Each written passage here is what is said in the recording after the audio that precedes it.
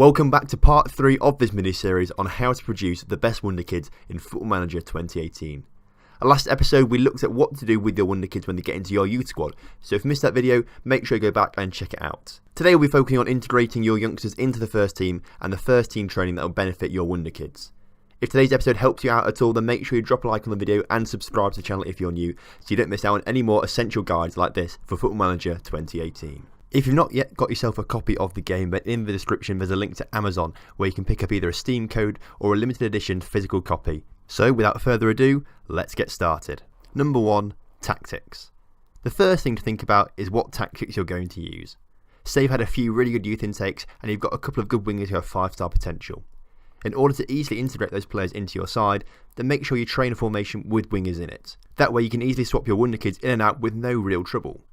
Equally, if you normally play a formation with 3 strikers for example, but you only got one good striker Wonderkid coming through in recent years, perhaps look to change to a 1 striker system so you can utilise your youth system effectively, so you've got homegrown players rather than buying in, and use the money that you saved on buying those top quality strikers on other positions to complement a 1 striker system.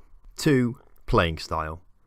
Let's say for example you have 3 Wonderkids ready for first team football, an advanced playmaker in the midfield, an inside forward on the wing and a complete forward up front. All of these positions demand a technical player. In order for them to develop to the best of their ability, it's a good idea to train the whole squad to those 3 player strengths and maximise their ability in game. In the training tab, ball control is a fairly happy medium to choose to enhance your squad's technical ability. You have to make sure that you leave this training focus on for a few months though to see a notable difference across the whole squad. After training like that for a while, the whole squad will improve technically and hopefully your Wonderkids will have flourished. By the end of this, your Wonderkids' key attributes will have improved, your team will have adopted a style of play well suited to maximising their ability of the Wonderkids, and you will be hopefully winning more games. Number 3. Individual traits. It's important to know what exactly your players are working on.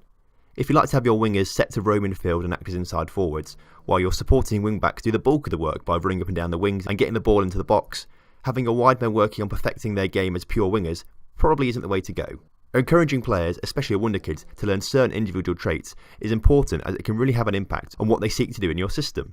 For example, if you've got a young right back with some great crossing attributes and your first team system relies on your fullbacks delivering balls into the box, in that situation it would be advisable to get your Wonderkid to learn the trait runs with the ball down the right. If his crossing is already decent, an additional training focus such as dribbling or technique wouldn't go amiss either. Number 4. Coaches. We've already spoken a lot about coaches and staff in the past 2 episodes. However, now your Wonderkids are breaking into the first team, emphasis is now on the first team coaches. You should of course still be looking for the same good attributes that your youth coaches have for your first team coaches, but there's a stronger emphasis now on man management and level of discipline attributes, ensuring that the standard of training will still be very high. Coaches who rank high in these attributes will keep your young players pushing on with their development to become the best players that they possibly can be. Number 5. Happiness. Finally, happiness is the key to success for your Wonderkids, and now with the new happiness tab on the dynamic screen, it's easier than ever to monitor this.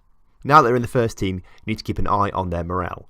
A Wonderkid with superb morale has their head held high and will be working harder in training to improve themselves, whereas a player who is looking pretty abysmal won't be doing as well in training. Obviously, results are key to good morale, but other things come into play too, which you can now easily see in the dynamics tab. If you're told your Wonderkid is going to be a key player, don't put him on the bench. He'll become unsettled and unhappy. His match and training performances will drop, and he'll unsettle a lot of new players, especially if he's an influential player in the squad. Also look to praise your players. If your striker scores a hat-trick or a defender makes a number of key tackles, make sure you tell them they appreciate their efforts, but only if they deserve it. And there you have it, the end of the 3-part mini-series on how to develop your Wonderkids for Football Manager 2018. If you have any questions, then let me know down in the comment section below and I'll reply to them all. If you've enjoyed this series, then drop a like on the video, and if you're new around here, then why not subscribe so you don't miss any more Football Manager 2018 guides and Let's Play series. Thanks for watching, and I'll see you soon.